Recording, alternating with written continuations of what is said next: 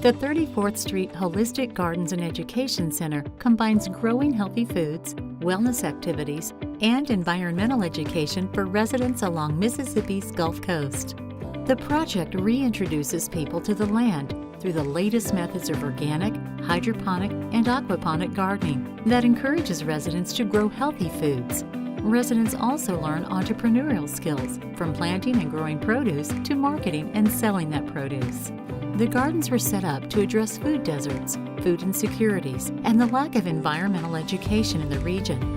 Since 2016, the gardens have recruited more than 25 master gardeners and many volunteers from local, state, and federal entities who are committed to showing residents the value of healthy foods and being good stewards of the land.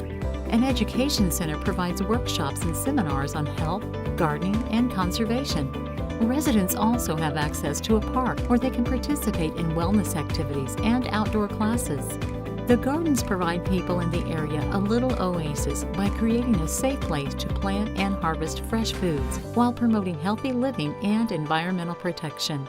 Congratulations to the 34th Street Holistic Gardens and Education Center, the second place winner of the 2017 Gulf Guardian Award in the Environmental Justice Cultural Diversity category.